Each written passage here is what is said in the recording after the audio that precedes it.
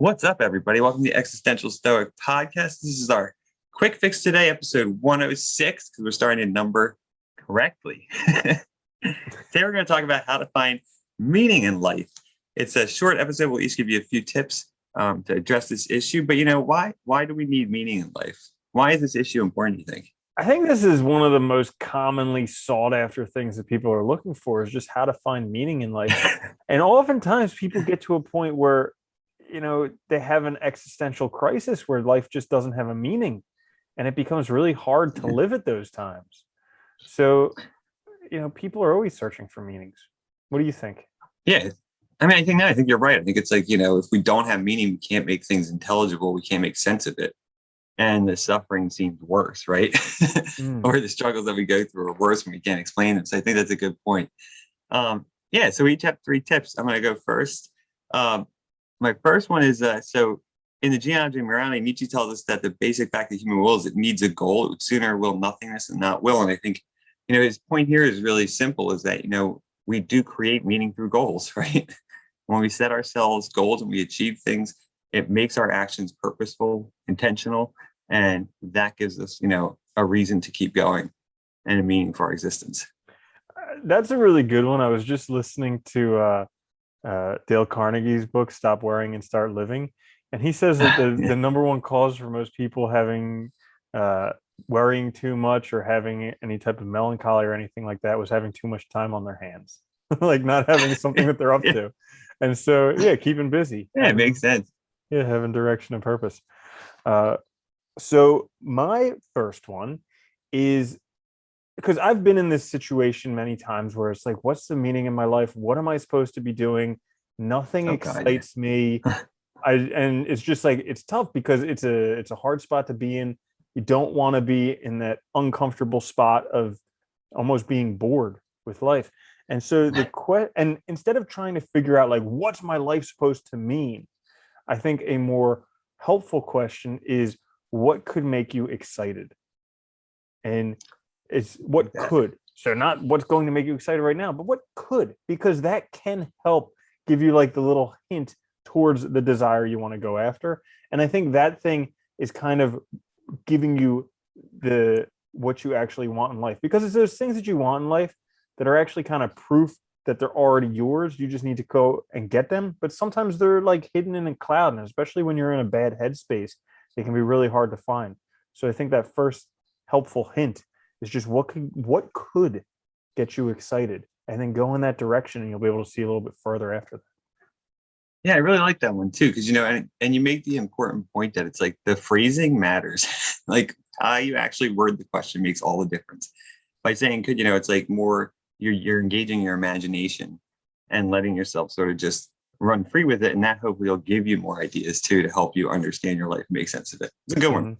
I like that. My second one, because I went with a theme of quotes today, is Gandhi tells us to be the change we want to see in the world. And I like this one because it reminds us to be an example that sometimes, when we struggle with meaning, maybe we're looking outside or we're looking for something, beyond ourselves, instead of thinking about how we can be, an example in the world, or we can be, basically give meaning to the world through our actions, right? And through how we conduct ourselves.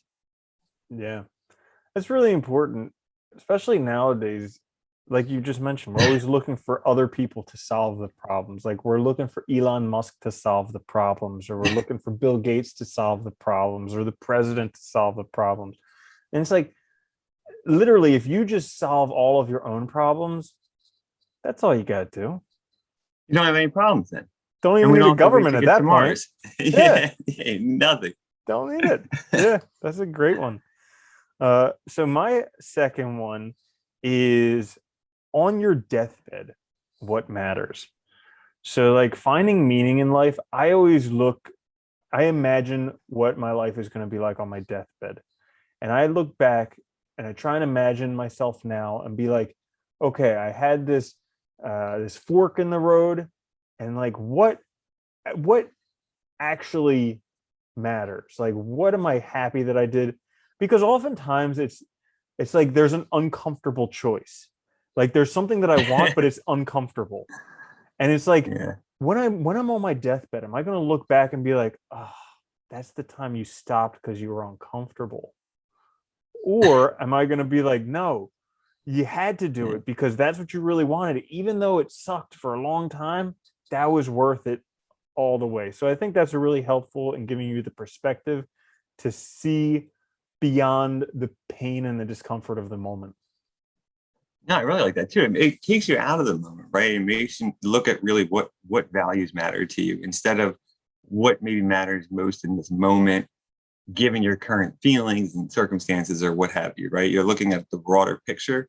And I like it too, because it actually gets us to really exercise that imagination. Like it's one of our strongest, I think it's like one of our strongest aspects or faculties, right? That we're able to imagine and kind of have experiences or think of things even when we're not really living through them. And that gives us all this information that we can use to then navigate the world. It's a good one. Our I brain's like a that. curious thing because whatever we think we are, you know, We are, right? Yeah. It's it's like, not. I heard this saying, "You're not who you think you are, who you think, or no, you're not what you think you are, what you think you are." So there you go. Yeah. it's like a weird, crazy thing that And your it's mind does. But yeah, it's true though, because you make everything, you interpret everything in those terms. So it makes total sense. Mhm. Um, my last one is from actually the book of How to Find about meaning in life, which is by Viktor Frankl. And he says when we're no longer able to change a situation, we're challenged to change ourselves. And a lot of people probably know this quote. It's a good one though, because I think again it points out to the control we have, right? That if you're always looking outside of yourself, you're always relying on other things, you're never going to have that meaning, that purpose in life. It's got to actually come from you. So if you're facing a difficult situation, if you don't like how things are going, it's up to you then to make something change and to make it meaningful or to make the changes that would give your life meaning. Definitely, Yeah. definitely. Which that kind of goes along with my third one, which is Nice. the finding meaning in your life is really whatever you're doing right now that is meaningful. As mundane as it may seem, as uninteresting it may seem, that's actually where you are right now. And like we've talked about this a lot, where we always think, once I'm somewhere else, then I'll be happier. Once I'm somewhere Oh else, God, yeah. then it'll be better. But it's like wherever you go, there you are. And so Yeah. really, and we do this with this feeling of importance in our life. Like, how can my life be meaningful? What do I have to do to make Yeah. my life meaningful? And so we're searching for all these things out there, but really the only place we ever are is right here. So if we just take the viewpoint that where we are right here, this is meaningful, and put all of our effort and our energy into this on the journey to where we want to be, we can actually have a meaningful life. Yeah, I like that too, because it's funny. I think a lot of us get caught up in thinking of like these grand things as being the only source of meaning. Like, oh, when I get this really great award or I get this really great achievement, that's when I'll have value or meaning. But we forget that it's all those little things, all the collective moments that are meaningful, Dude, and they're all necessary. it's like the mundane stuff, the routine, like Yeah. that's the very, very difficult. That's the hardest part, I think. Oh Because like God, yeah, it we is. we It's talked definitely about an artist. we talked about how like the best performing athletes and everything, they're just very, very good at being bored, at doing the same thing over and over Mm. again. And I think that's something that I struggle with a lot, and probably a lot of people struggle with, is like, you're like, but I've been doing the same job for 5 years or for 10 years or for 20 years, 9 to 5 every day, traffic both ways.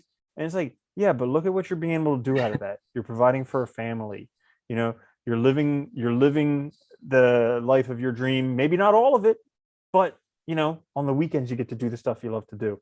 And so it's like it's Yeah. that yeah, it's that mundane stuff that kind of gets you there, but you have to suffer through it sometimes. Well, like you just said too, right? It gets you to think of gratitude as well and being grateful for the stuff you usually are probably taking for granted. Hmm. So there you go, right? I mean, I think that's awesome. So everybody should be able to find meaning in their lives now, right? Solved. This Problem is solved. it's always solved. We solve them so fast. So this is a short, quick fix. If you guys are watching us on YouTube, listen to us on all the podcasts. Wherever you get podcasts. If you're listening, check us out on YouTube. Please like, subscribe, share with a friend. That helps us out a lot. And we're back later this week with another full length episode. Until then, though, later, Andy. Later, Danny.